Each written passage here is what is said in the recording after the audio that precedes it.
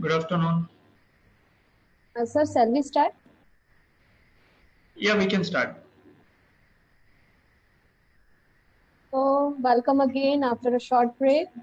So, today we will be starting with our next session, that is session 3 of day 2, with the topic of recent trends in environmental geotechniques for sustainable development, to be presented by Dr. V.S. Shashank. Dr.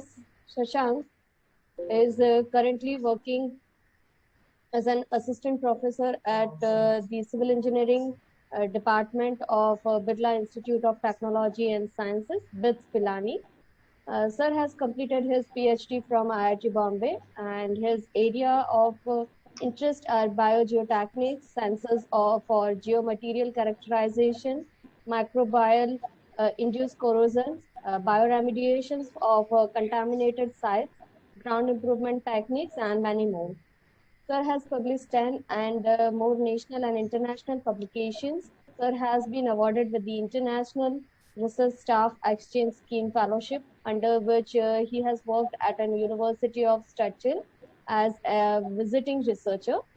Moreover, he has also been awarded with the MSc Individual Fellowship funded by the European Union during 2021 to pursue research at University of Leeds, UK. So with this, we welcome you, sir. Thank you. Yes, sir. Now you can share your screen. Yeah, just.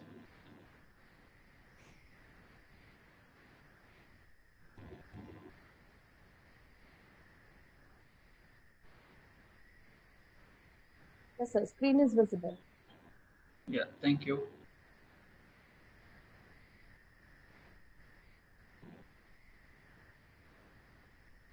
Right. So, good afternoon, everyone.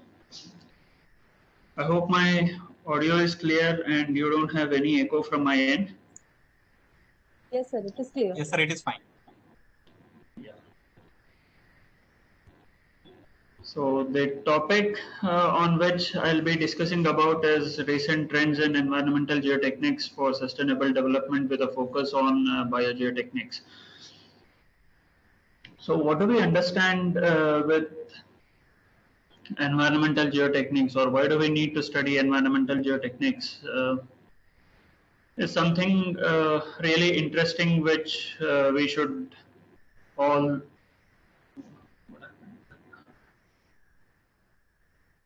um, there is something really interesting about environmental geotechnics. So before going into what environmental geotechnics is, this is something which I would like to highlight. This is a statement made by one of the uh, stalwarts of geotechnical engineering, and the statement goes something like this: soil mechanics is the application of the laws of mechanics and hydraulics to engineering problems dealing with sediments and other unconsolidated. Let me just take a pointer as well. So dealing with sediments and other unconsolidated accumulations of solid particles produced by the mechanical and chemical disintegration of rocks, regardless of whether or not they contain an admixture of organic constituents. I'd like to focus here on few aspects in this statement. So the first one is it's basically he's talking about the definition of soil mechanics. And what does soil mechanics deal with? It deals with the mechanical forces and the hydraulic forces in it. And how does that take into consideration, or how does it define the soil, or how does it define the material? It basically defines the mechanical and chemical disintegration of rocks. And towards the end comes what is really important from the perspective how do we understand the subject today and how it has grown. So this statement shows how the entire subject also has grown. The last part, whether or not there are organic constituents, you only consider the mechanical and chemical disintegration of materials. So this is what was the idea of soil mechanics when it initially branched out from the other associated topics in the realm of civil engineering. So this is a statement which was made by Carl Terzaghi, who is the father of soil mechanics, geotechnical engineering. This was the outlook back then in 1920s. And this entire statement summarizes towards the end, if you see, what was probably not considered, we have started considering it today, and this summarizes how we have developed this subject over a period of time. Let's say, for example, a century or so. Now, what do we mean by soil? How is it formed? Soil is basically a sedimentary rock. I mean, you all know the rock cycle. You have the sedimentary rock. From sedimentary rock, you have the high temperature. Because of the high temperature and high pressure conditions, it transforms into metamorphic rocks. So once it transforms into a metamorphic rock, you have the magma forming because of the melting of these metamorphic rocks. Once it goes underneath because of the movements of the plates and the tectonic movements, and once this tectonic movement happens and due to the volcanic eruptions and all, you have the igneous rock formations once the magma rises and cools. And then from the igneous rock, if you see, there are the sediments which are formed because of various reasons. So the biological, physical and chemical weathering, which leads to the formation of sediments, which again upon burial and hardening will undergo again transformations and form the sedimentary rock, and this completes the rock cycle. Now this is the basic outview of how our soil is formed, how the soil undergoes various stages of its transformation, and how does it interact or how does it change with respect to the environmental conditions. Now remember, this is all our environmental conditions, what the material is undergoing. The same material is transforming into different forms under different types of energies and different types of conditions where it is exposed to.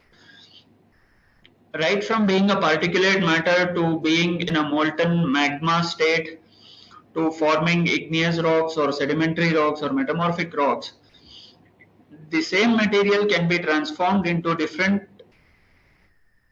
phases as well as different forms just by changing the conditions, which means that the same material will behave differently under different environments and under different conditions. So this is something really interesting and brings us to the doorstep of environmental geotechnics. So what is environmental geotechnics? What do we mean by environmental geotechnics, or what is the scope of this subject? As you can understand, it's a theme where the environmental aspects which impact the geotechnical behavior of soils and rocks or any other particulate material, or the per se, if you speak in a very broader sense, you can talk about the geomaterials. So here when we talk about environmental geotechnics, we are talking of the impact of the environment on the geotechnical engineering behavior, or the importance of environmental aspects for geotechnical engineering profession. We talk about the soil contaminant interaction. We talk about how the contaminant moves within the geoenvironment, what happens with leaching, how does the leached contaminants come in contact with groundwater in order to model this, in order to create barriers for to avoid mixing of pollutants, other contaminants with groundwater, or to avoid soil pollution, to avoid the mixing up of contaminants with the food chain, everything. It is important for us to study the soil contaminant interaction. It's not just about the geotechnical engineering aspects, it also deals with our day-to-day activities, because our bread and butter comes from soil. So that's where soil contaminant interaction and studies related to that matters to us on a day-to-day aspect. Whereas from a very strategic aspect also it matters, because when we are dealing with disposal of certain types of waste from different sources, say for example the nuclear power plants, then again the interaction of radionuclides with soils again becomes very important because of the problems associated with them mixing up with the groundwater or any other geoenvironmental entities. Then next, we also deal with the how do we manage the dredge sediments, because capital dredging is one of the major aspects in case of ports. You also need to maintain the required amount of depth for navigation.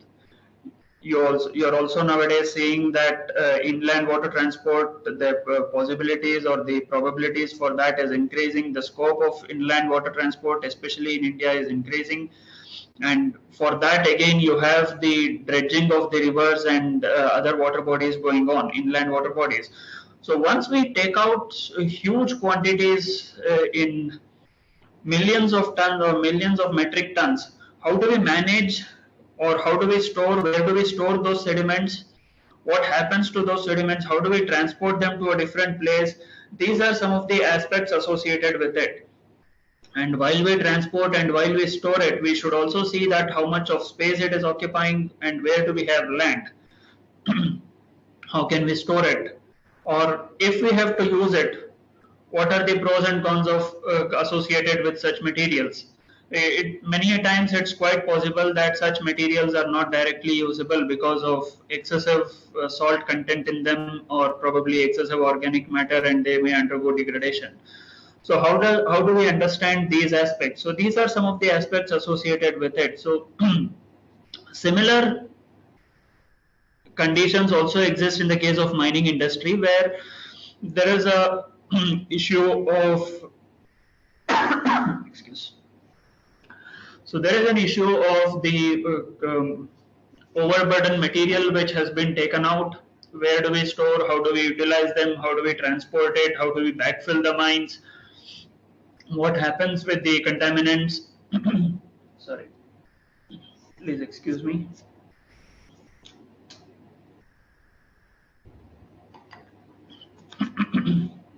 What happens with the contaminants which come from the mining industry, and especially the different types of hazardous and toxic chemicals which are used in the mining industry or come as a product of the mining or the mine tailings, the acid mine drainage, which is a problem in the coal industry, the coal mining. So there are various challenges which are associated with it, and how do we deal with them? And remember, every aspect of these involves the geotechnical engineering knowledge, right from flow through porous media to the interaction of the soils or geomaterials with different types of chemicals, their engineering behavior, especially their consolidation behavior, their shear strength, everything matters in most of these aspects.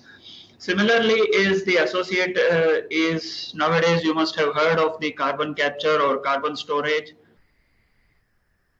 carbon sequestration. So how do we store carbon within the geoenvironment? So this is again, there is again the aspects of porous media coming into picture. How does the flow of gases, how does it within the soil matrix, how do we store it, what happens, under what pressure, how the material is going to remain stable. These are some of the aspects, and associated with that, something similar related to the energy and is the how does the thermal energy impact the behavior of soil. Like I talked about the disposal of radionuclides in the geoenvironment. So here again, when you're disposing of the waste, you also have the excessive temperature of the waste which to which the soil is being exposed. And also in addition to that, you must have seen that the natural day-to-day variations of the temperature, So this will also lead to the cracking of soils many a times, especially in the drought-ridden regions. You will see that the soils gets cracked, the roots gets exposed, the roots of the plants. So the soil behaves, expands upon wetting, and it contracts upon, it shrinks upon drying, and similarly it also undergoes. So once the temperature rises, the soil dries and it shrinks, leading to crack formations, and it also leads to various other deformations, thermally induced stresses, which gets induced into the soil, and that leads to different types of engineering behavior. This Until now we just saw some of the applications of environmental geotechnics, where different types of physical or chemical phenomena which affects the geotechnical properties. Now slightly moving away from this, if we see, we are also talking about the challenges associated with handling of municipal wastes, municipal solid waste, or industrial waste or byproducts. So especially if we are talking about the municipal solid waste nowadays, the storage, how do we create a landfill, what the type of lining that you provide for the landfill, and what happens to a landfill, what is the future of a landfill after, let's say, for example, 30 years, 40 years, or 50 years down the line, what happens, and how much, and especially in metropolitan cities with the amount of waste that we generate on a day-to-day basis, the land availability for storage of such waste is also reducing. So in such cases, how do we enhance the storage capacity of the existing landfills, or how do we better utilize the landfills? And those which have been created in the past, now if all the waste, suppose let's say they have all degraded, or we plan to use the space in a better way, and we start mining out that landfill, dismantling the landfill, then what happens to the material, what comes out of that? So you may have certain polymer products which can go into the recycling industry, but there are certain other materials also which come out of it, which may not be useful as a recycling material, but may have to be used as a construction material. So this is where, again, geotechnical engineering aspects related to how do we manage the landfills, and even the industrial waste or the industrial byproducts which come out of it, storing them in form of dumps or landfills, again, is a big challenge. Then how do we utilize those industrial byproducts, or how do we valorize them and use it for constructional activities, so that we are not occupying or we are going into a more sustainable way of reducing the use of natural materials or natural resources, and more into the recycling mode. Then we also try to deal about how do we utilize the degraded municipal solid waste, which I just talked about a few minutes back. So once we have, in all this, there is one common aspect. What is the influence of the biological entities on the behavior of soil? So this is again not just with respect to this statement, not just encompasses whatever we have seen over here, the examples which we have seen in the previous and the slides, or the aspects that we have just discussed, but it also deals with some of the aspects related to the way the soil is formed, because we saw that the soil is formed basically by the degradation of rocks or the disintegration of rocks because of biological, chemical, or physical processes. So just by the fact that the material itself is being formed by the biological activity, we cannot just ignore whatever is the influence of biological activity on the soils. And this is where the first statement which we saw related to the definition of soil mechanics, from today's perspective will slightly be altered, because we now understand that the soil or the importance of the influence of biological entities on the soil behavior. So it is very imperative for us to study how does the soil behave and what happens to the soils. Here are some photographs, micrographs, uh, scanning electron microscope micrographs, wherein we can see different microorganisms sitting harping on the soil uh, grains or the soil matrix. So we can see fungi, hyphae, bacteria. They are formed into different types of bacteria, different mineral deposits on the soil grain, coating of certain biological products on the soil grain. So these micrographs just prove that soil is not a lifeless entity and it has enough to support the life on it. So if we say soil is not a lifeless entity, that means soil undergoes biological changes and it not just disintegrates, there are various host of other processes which undergoes in the soil. So what are those processes? We generally term them as biogeochemical processes. So what do we mean by biogeochemical processes? We have just studied what the mechanical loading can do to the soil behavior, or how does the soil behave under mechanical loading. Now what happens with a biogeochemical process? Let's see this example. We have a solid rock mass, which we can say is a continuum for all practical purposes. Now there are certain different types of bacteria. Let's say in the very primitive stage there was no life, and some two microbes just came and sat on this rock. Now there are different types of microorganisms which can survive without the presence of any organic matter. They can survive without the presence of light. They can dig out their own food from the inorganic, inert rock minerals, and they can start producing their own food. And by virtue of that, the rock may physically get disintegrated.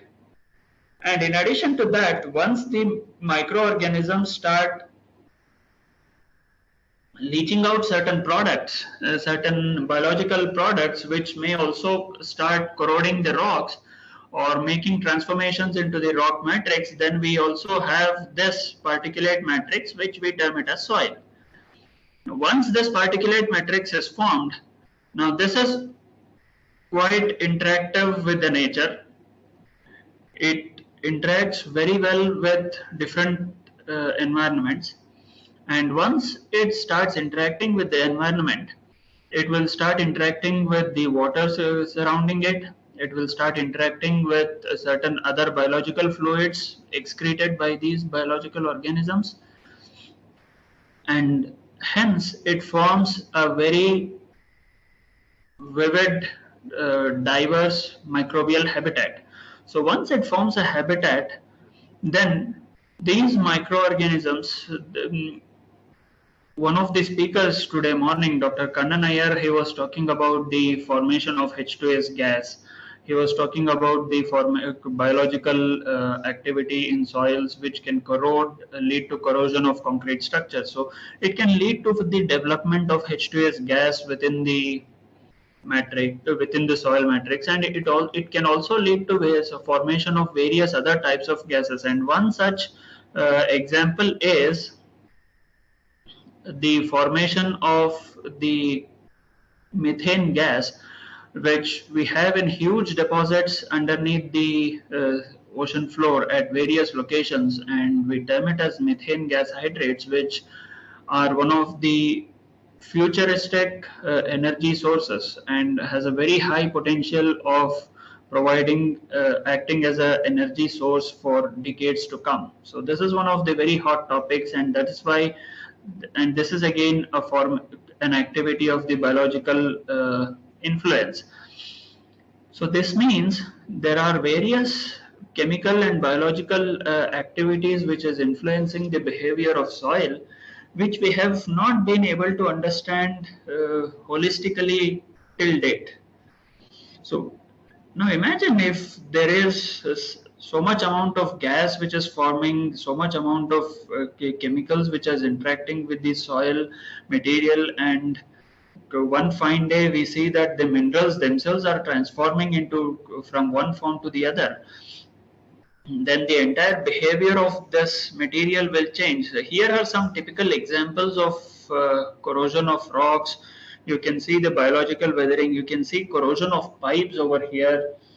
So these are some of the places where examples of biological weathering of minerals and rocks. There are different types of minerals and rocks which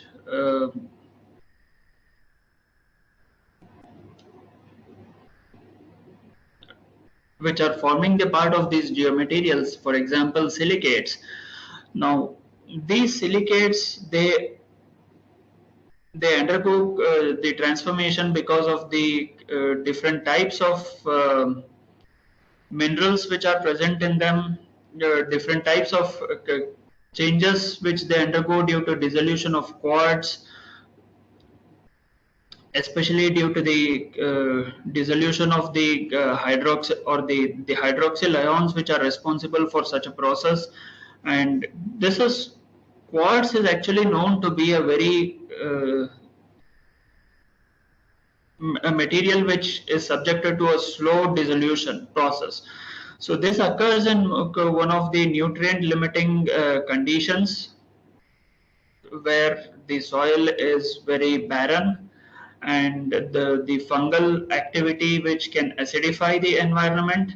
So these are some of the conditions under which the silicate minerals can undergo corrosion, you can say weathering, you can say dissolution or transformation of silicate minerals. So similarly, you have sulfide minerals, which again can undergo various transformations because of the presence of the acidic environment, and it also undergoes the changes in the mineral structure because of the leaching of certain metals from the sulfide minerals, and this is also used for extracting of metals. It's not just a process which we just have seen in the nature. We have also we have in fact started using, we have been using it for quite some time for extracting of metals from such minerals. It's just that we did not think that these activities can also influence the the engineering behavior of our soils. Now again, these are some of the examples of the minerals of iron. This is a process called gleying of soils, wherein the soil turns blue-green, gains a blue-green texture because of the process called gleying, and it happens because of the acidic conditions and because of the aerobic or anaerobic conditions, which aerobic or anaerobic organisms which basically acidify by utilizing the nitrites present in this type of soils. And such examples will not only emphasize or reinforce the concept how weathering of minerals will change the engineering behavior. Now, a similar example is carbonates. These are some of the carbonate deposits which you can see from the some typical examples are stromatolites. From you can see that on net, the stromatolites. You can see these carbonate crystals which have started leaching from the top of the cave, and start because of continuous dripping of water or seepage of the water through the caves, the carbonate minerals which have started dissolving from the rock, they started coming out with the water, this seepage flow, and they started forming these kind of pop outs. And many a times it so happens that they grow so deep and they form pillars, they bridge the top and bottom of the cave. Now, it's not just which happens with the leaching of carbonates. The carbonate rocks can also be subjected to such borings because of certain organisms which bore such holes and make the carbonate rocks weaker because of the porous structure that they impart to the rocks. Now, why does this happen? This happens because of the acid attack or boring of the carbonate rocks by organisms or by leaching. Now, this is something which we have seen happening in the nature. Now, how do we or what do we understand from a man-made perspective, or what has the technology, biotechnology that we have been talking about, how have we coped up with that? So we have bioremediation is a very common topic these days. So we talk about the remediation of contaminated soils for various purposes, be it the different types of material, heavy metals, organic material, organic pollutants, or any other type of toxic hazardous contaminants. We try to remediate it. So what basically happens is there are certain organisms which they typically try to harp upon the contaminants, and they either consume the contaminants as their food, so that they are converted into an organic form. So there are these organisms certain organisms can take the inorganic contaminants as well as or some of them can take up only organic contaminants. So depending on the type of organism, we can use them for reducing the level of contaminants in the geoenvironment. There is another process where the organisms, they don't consume them as food, but they try to amalgamate them within a biological matrix so that it doesn't leach out. So this is something like confining the contaminants to a very limited portion of the geoenvironment or to a limited area, and seeing to it that the contaminant doesn't spread around because of groundwater flow or whatever reasons. Or it can also be solidified into a solid matrix. Now, how does this happen? Now, these microorganisms excrete certain type of, they're called extracellular polymeric substances, or the entire system of the microbial cells or the microbial entities and the extracellular polymeric substances. It's also termed as EPS in short form.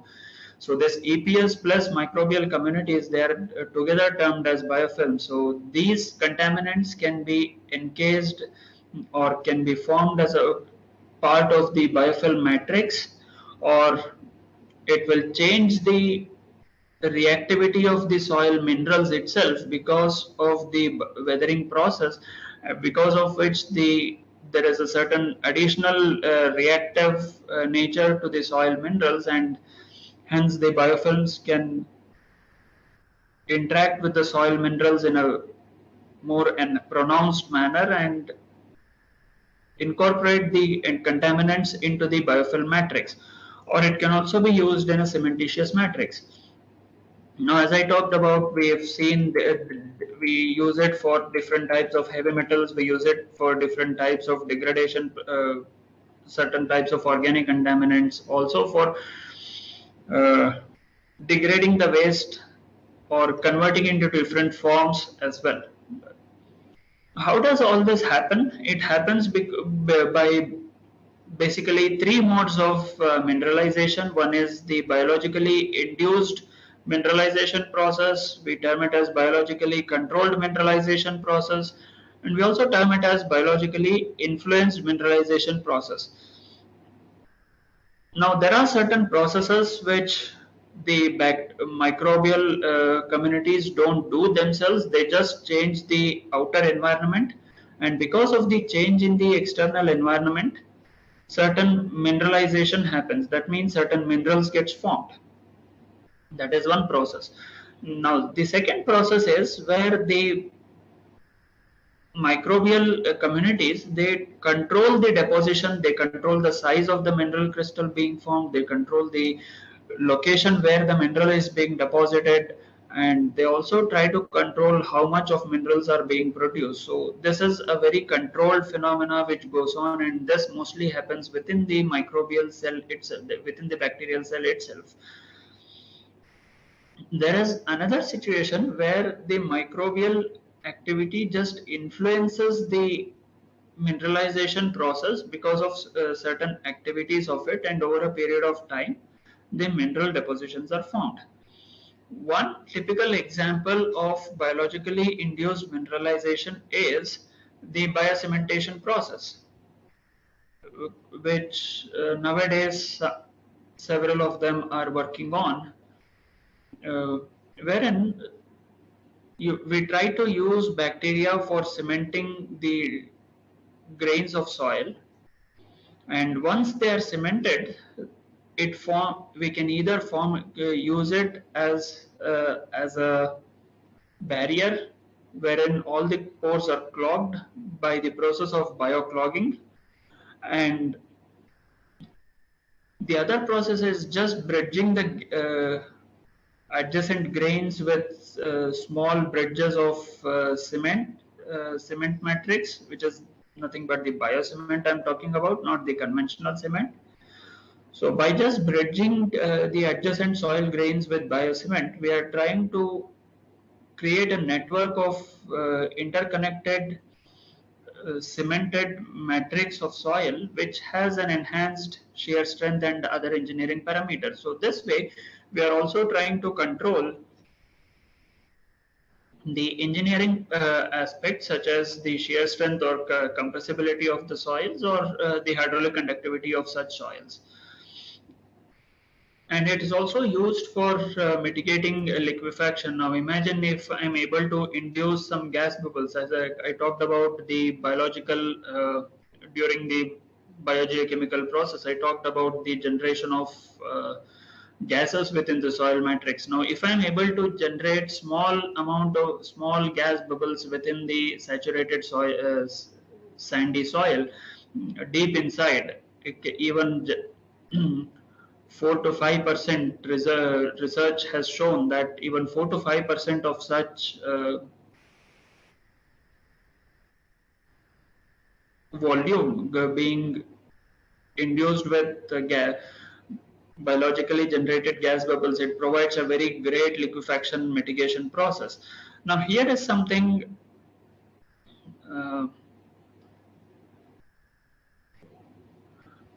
interesting. Here we can see that this is a soil matrix which we sometime back at IIT Bombay we tried to image this with the help of microcomputed tomography, micro CT, X-ray microcomputed tomography, wherein you can see different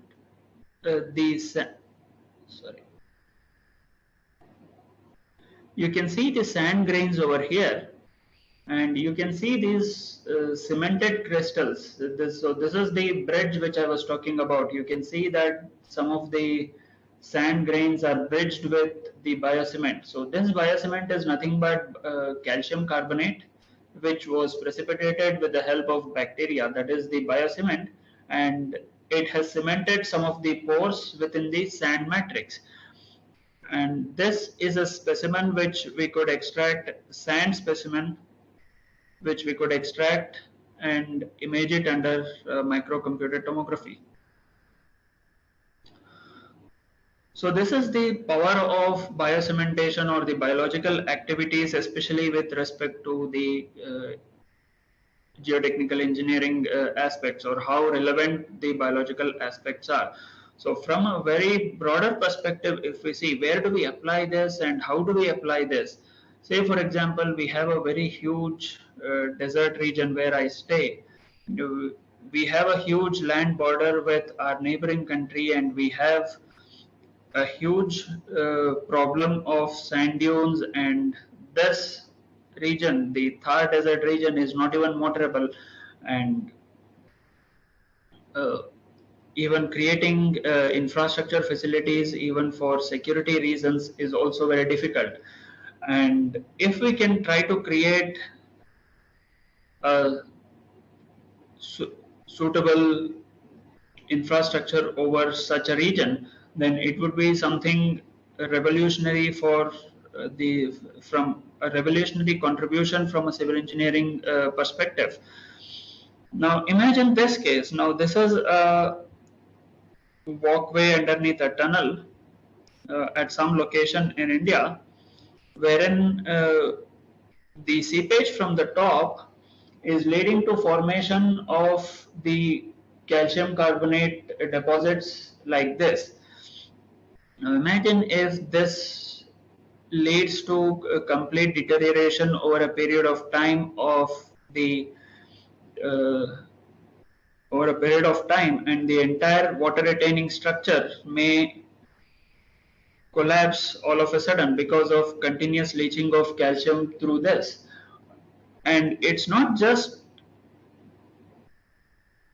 leaching of certain minerals or certain metals from the rocks or structures. It can also be used for conservation of monuments, buildings, say the heritage structure. So we don't want to use any chemicals over there, which may harm the heritage sites, the rocks and materials over there. So in such cases, there have been n number of examples where they have used the biological activity to restore the original surface of the rock, where there was some examples of surface corrosion of rocks. So with such a scenario, if we see how, and if I just focus upon the biocementation aspects and extend whatever we were saying in the previous slide, especially for such infrastructure building from a civil engineering perspective, then there are different types of biocementation processes which exist.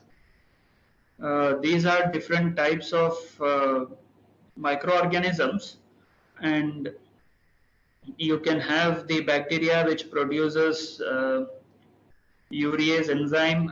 Basically what they do is they split up urea, and we'll see what this specifically is. I will be going into a bit detail in this.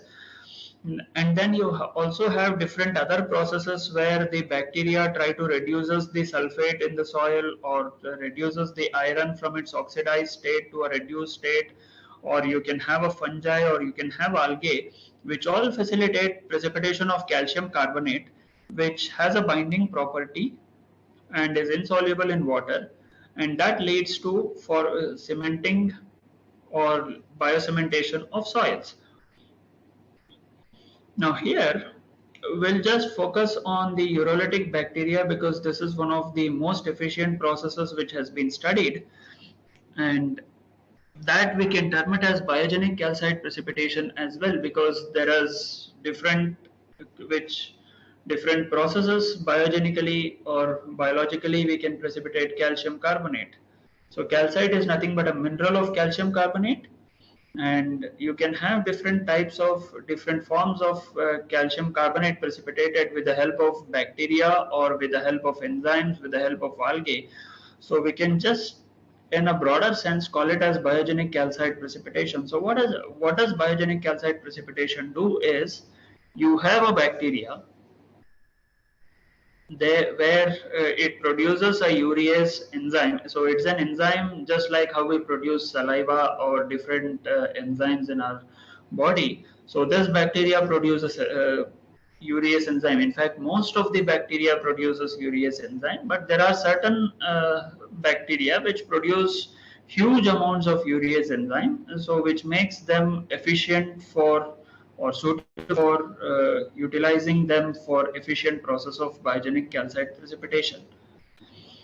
So once they once we have such bacteria and they're producing urease, now if I bring in my urea along with water molecule, so what this urease enzyme will do is will split up this urea into ammonium ions and carbonate ions.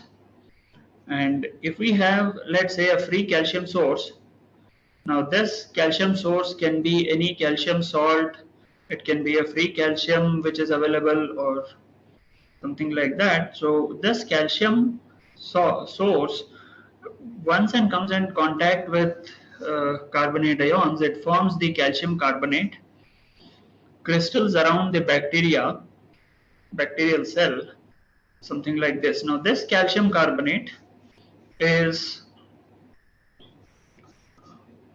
insoluble in water. It has a binding property which binds to the adjacent surfaces, and hence it forms as a very good biocement material.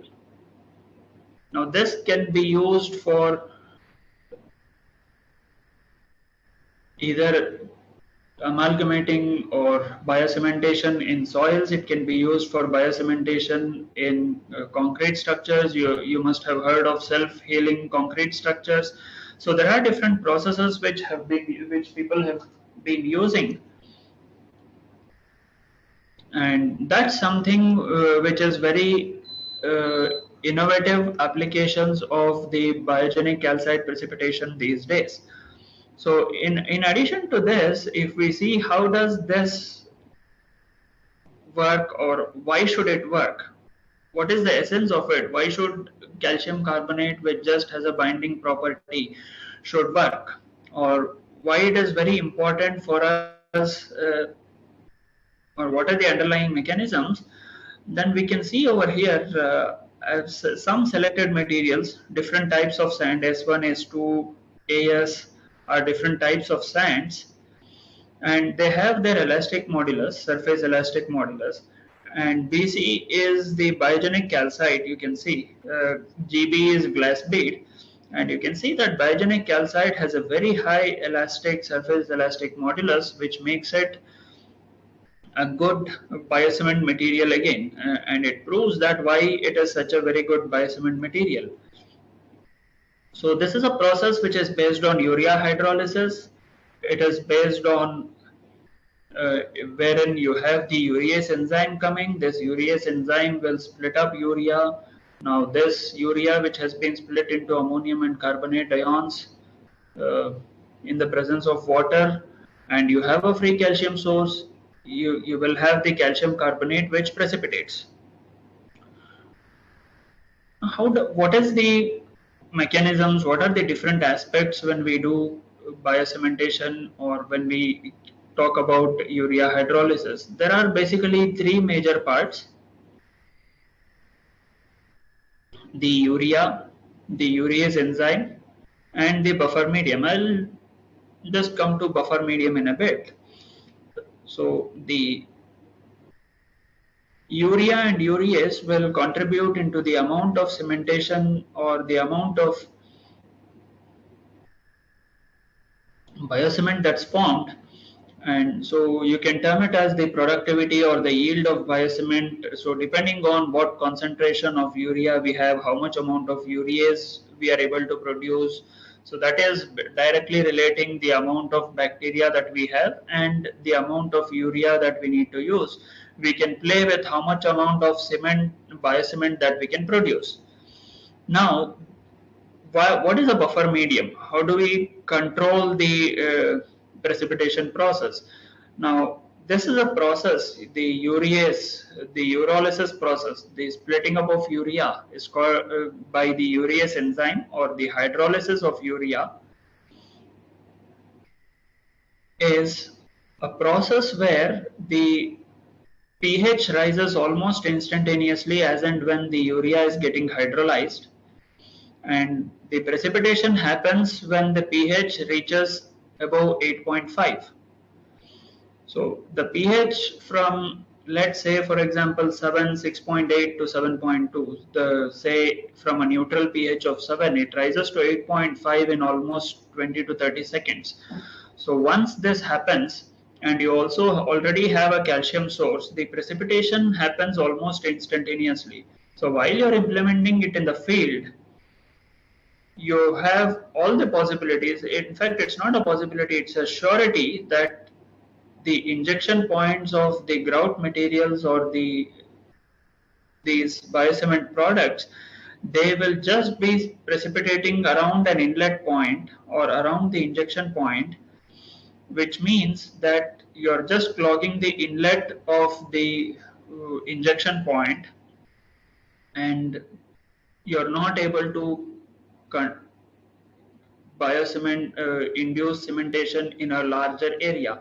So in order to do that, in order to keep the rise of pH delayed, so we try to delay the rise of this pH with the use of a buffer medium. So there are different buffer mediums which are available, and these buffer mediums are can be organic, inorganic buffers.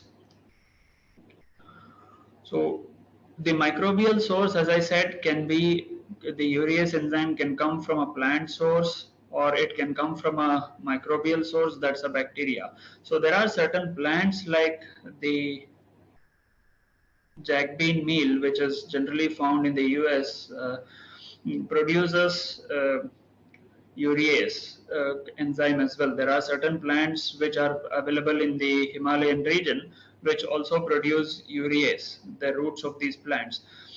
So you can have the microbes or the plant as a urease source, and buffer medium, as I said, you can have the organic or inorganic buffers, and this is how the microbially induced calcite precipitation. So this is another name which you will commonly find in the literature or in the scientific community which uses. So for the same process. This is about cementation. We have seen how does the soil disintegrate, how the soil can be remediated, how the soil can be cemented, or using the biological process, how can we enhance the engineering properties of soil.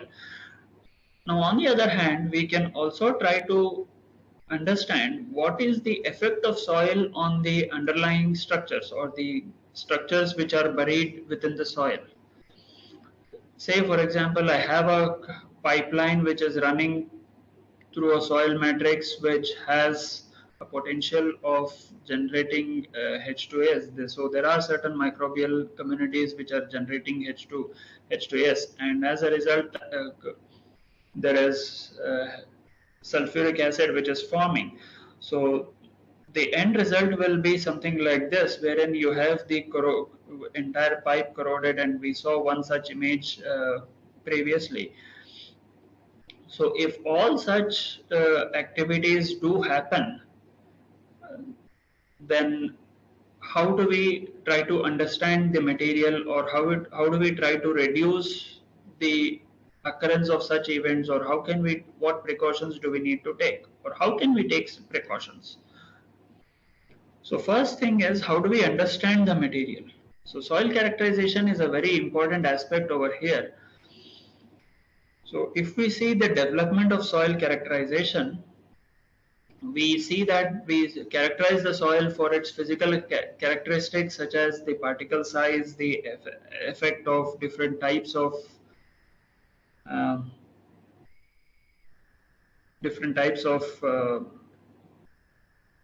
Atterberg limits, or the other index properties, different types of index properties of soils.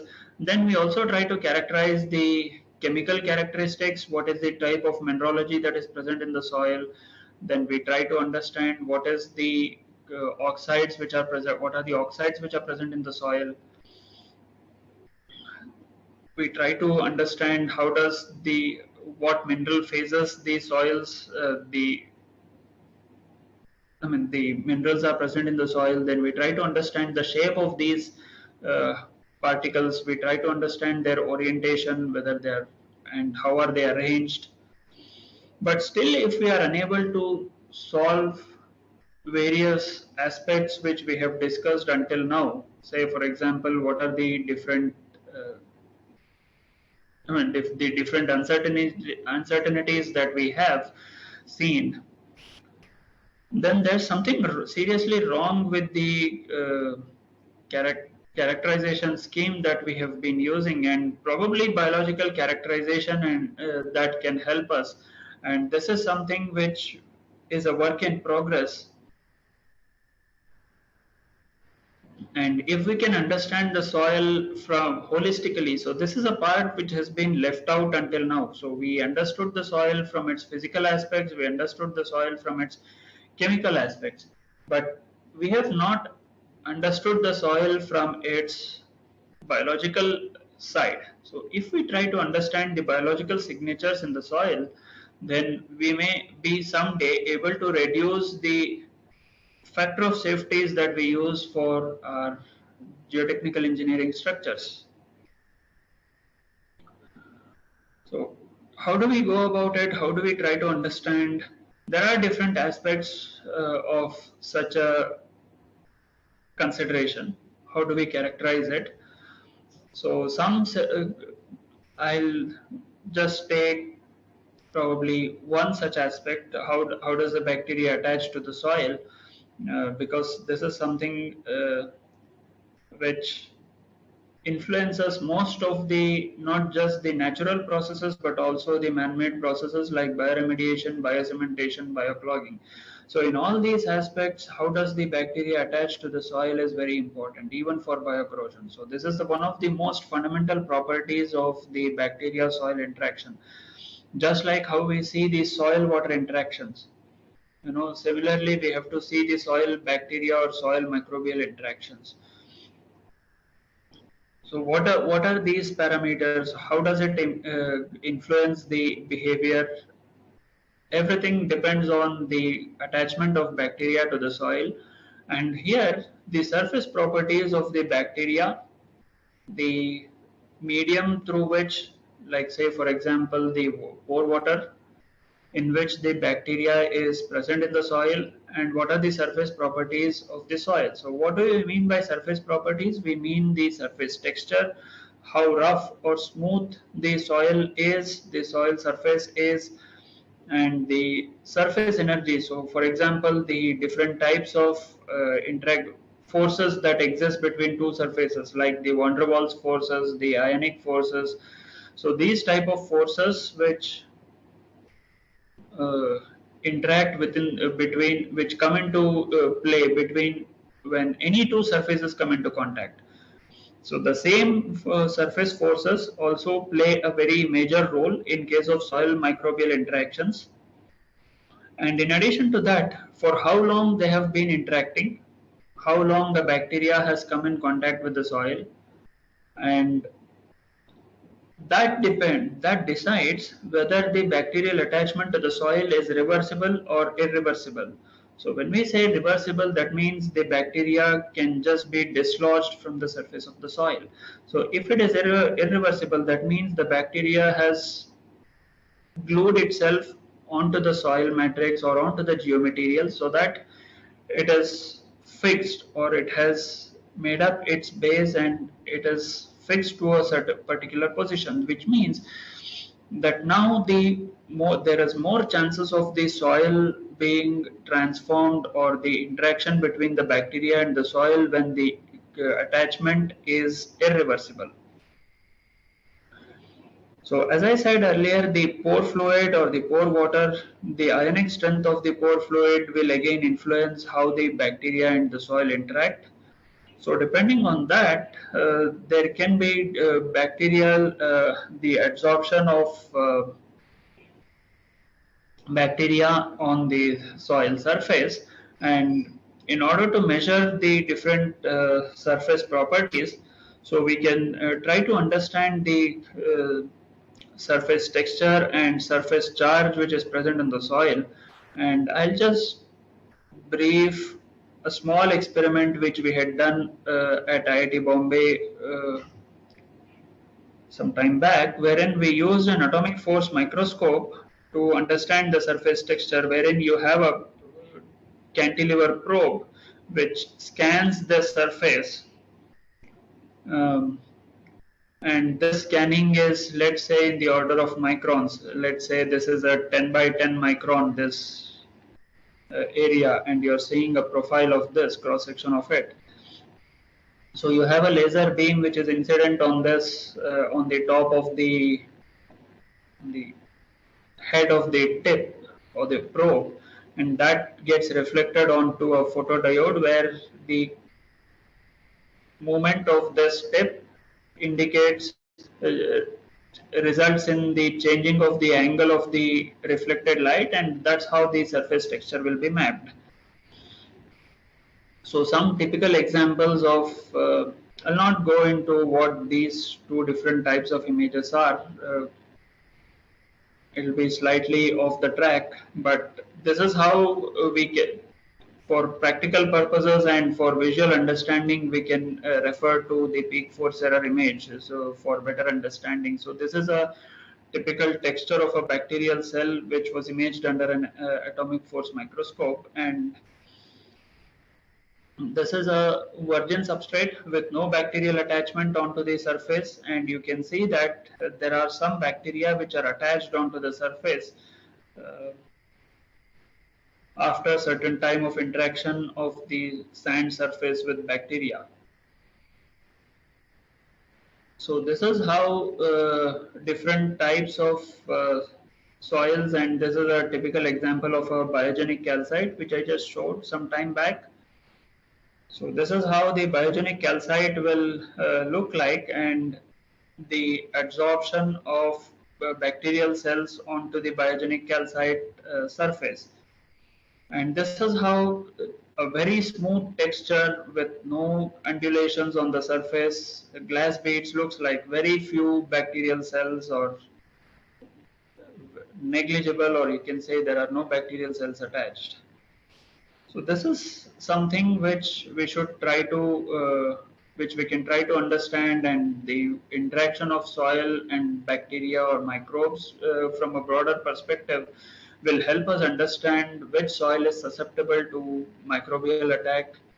Of course, there are chemical and other properties, but first thing is what type of interaction goes on, and whether it's a reversible, irreversible attachment, what is the affinity of the particular soil to certain type of bacteria will tell us whether that soil is susceptible or not.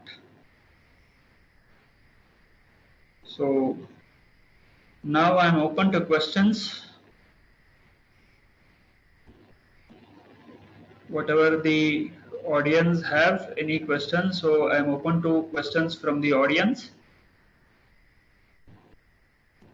So if anyone wish to interact with the expert, then they can raise their hand. Yes, one part.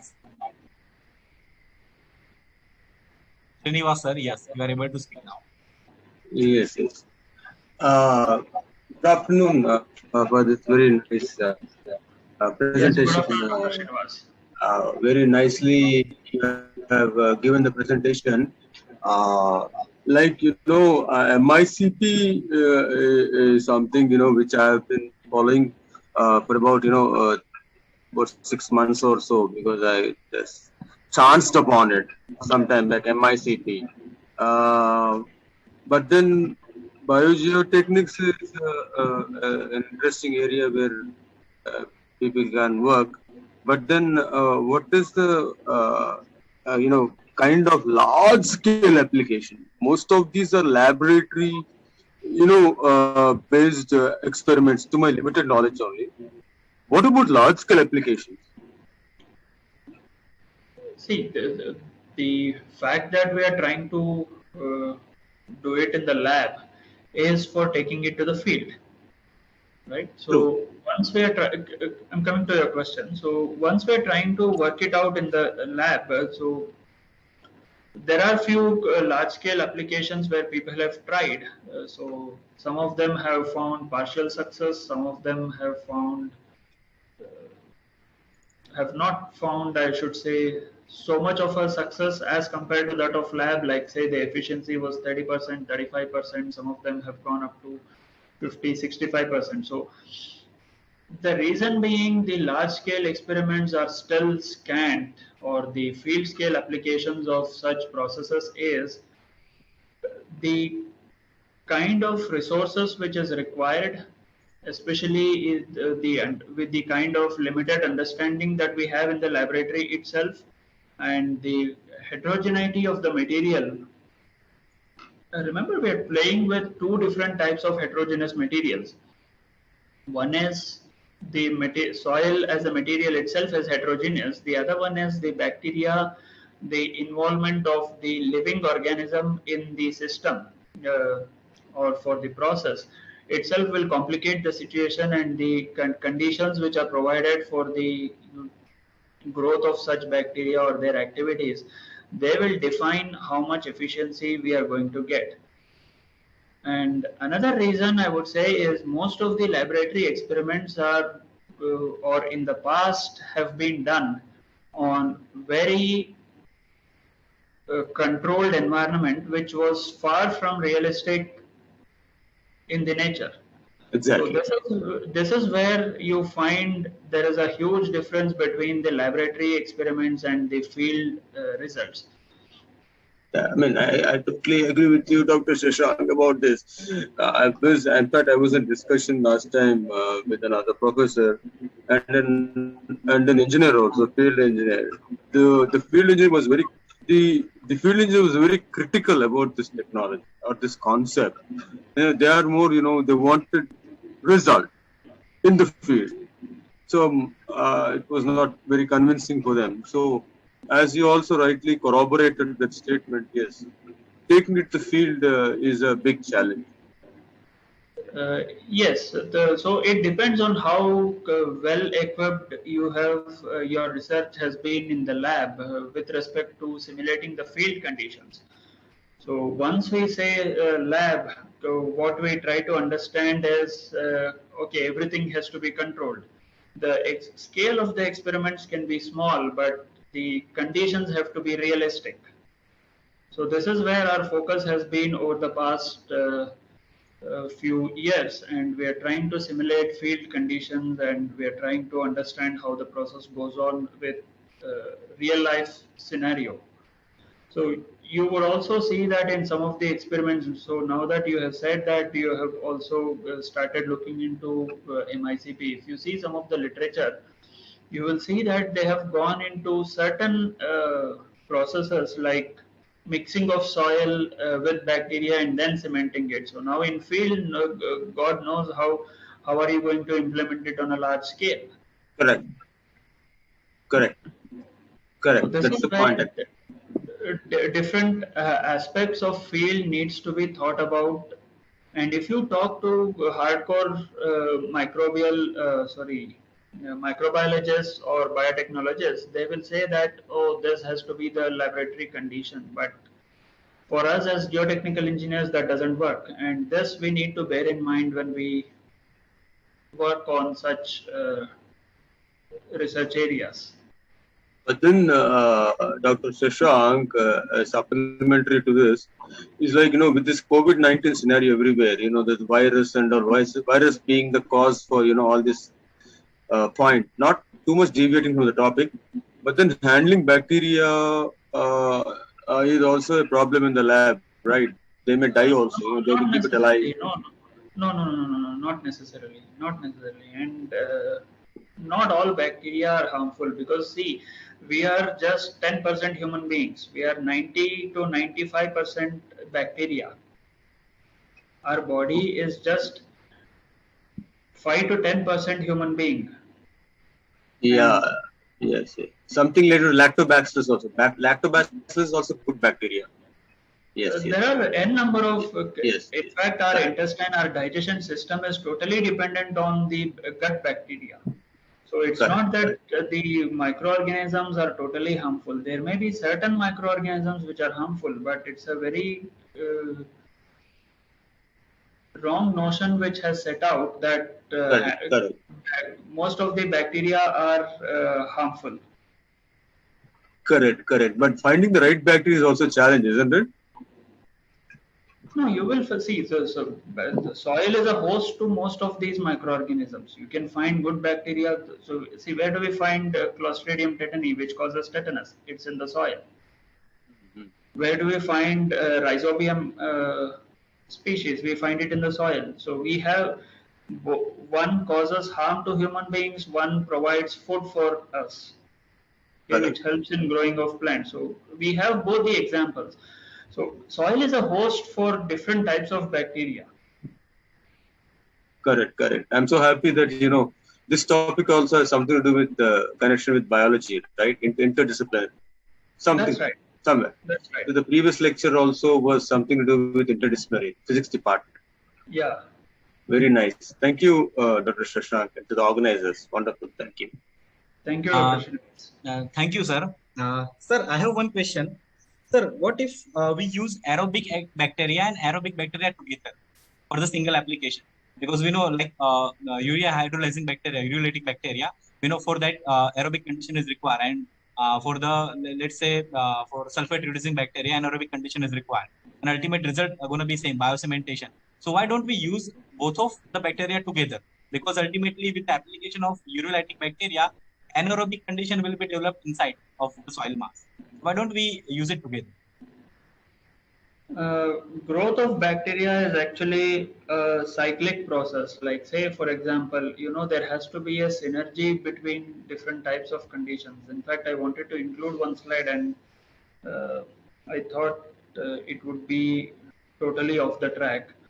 So there I would have talked about exactly your question. So I think I should have included that. So basically, when you have a bacteria, so you have an up and down cycle, okay? So let's say, for example, your point is very right that you have an aerobic condition, and with the help of over a period of time, if you just have the aerobic bacteria over there, it turns out into anaerobic condition. So it's not all the time true, but at certain conditions, yes, your point is true that it will convert into anaerobic conditions, provided there is no continuous supply of oxygen for that at that particular location. So then it turns out into anaerobic conditions. Yes. Now, in anaerobic conditions, you may have bacteria which flourish only in the anaerobic conditions. And suddenly you start having, by some process, certain types of other minerals which oxidizes, or there are certain processes which leads to changes in the conditions. So in such case, even anaerobic condition, when we say so when we say that there is an anaerobic condition, it's not necessarily that we are not it's the same anaerobic condition. So anaerobic means that it doesn't use oxygen, but it uses a different electron carrier for respiration. So it can be an iron, it can be nitrate, it can be different types of other electron carriers which are used for oxygen transportation, sorry, not the oxygen, which are used for respiration of the microorganisms. So they just don't use oxygen as an electron carrier for their respiration. So it's slightly difficult to say what conditions will be over there.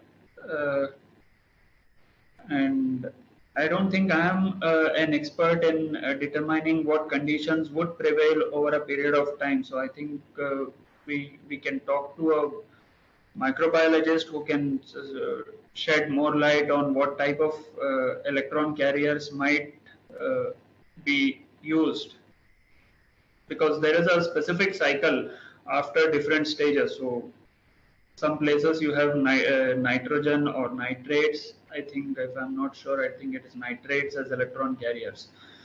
So Nitrate, there yes. is a hierarchy. There is a hierarchy of the electron carriers. So it depends on that. And one more thing is, it's not always that the same microbial community will survive. So for example, once there is a community which just consumes the carbon. So once that starts depleting, the carbon starts depleting, the population of that microbial community will start reducing. And it goes, its population goes down, and after a period of time, you will have another community which will start consuming whatever the byproducts of the first community was. And now the second community may start producing carbon again, which will lead to the flourishing of first community after a certain period of time. So it's a cyclic process. Yes, sir. So, sir, then what if we use the indigenous bacteria rather than injecting bacteria from the That is outside culture? something, It will be yes, fine if we use the indigenous bacteria. that is something which will provide more robust results, because the condition, the bacteria is already accustomed to those conditions, and you don't have to provide a different additional environment for it to survive. You don't have to make it adapt to that situation. So it's a more robust system, which uh, which you can say will survive over there. And sir, I think for that application, I think we should try initially with the aerobic bacteria, urea hydrolysis bacteria on the superficial layer of the soil, and then we should, at a deep down, we should apply the anaerobic bacteria like sulfate reducing. Yes. So for example, if you're going for deeper injection. layers, let's say for example more than a meter or so deep, or 2-3 meters deep down, then probably that's the best thing that you can go for, going for an anaerobic one. Because most of the application, what I have seen, it is on the superficial layers only. So if we want to improve the properties for the thick strata, then obviously we have to we should go with the anaerobic bacteria. Right? That's right. That is true. Most of the applications that we see are because of, or on shallow layers. And as Dr. Srinivas was talking about, it's the field applications when we go. This is again one of the reasons why people have struggled to implement it in the field, is because of the aerobic and anaerobic conditions which prevail in the field. And sir, one of your slide, you have shown one sample, micro CT. Can you please tell me, is it similar to scanning electron microscopy? Micro CT sample you have shown, is it? No, it's not very. Just a minute. Yes. So this is the one, right? Yes. So it's not. I would not say it's very similar to that. See, we take X-rays for. We do our normal CT scan, right? Yes. X-ray CT scan. So it's the same thing what we do for humans, but only thing is we do it on a very micro scale over here. So this sample might be, let's say, 1 mm by 1 mm by 1 mm. Okay. It's something similar to what we do for humans. The CT scan which our human body undergoes, it's the same process, except the scale matters over here. Okay, okay. So I think it can be used for understanding the pore structures within the soil mass yes, yes. The pore network, the pore connectivity and all, yes. So any other questions from the participants?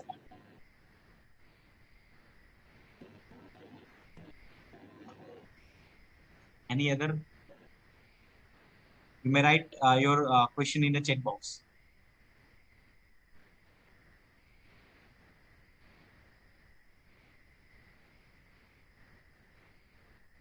So, sir, I guess there is no question from the participants right now. And even after that, if participants are having any question, then they can send their questions to the organizer, to us, and then we'll forward your question to the expert, and then will correspond the answers to you, right?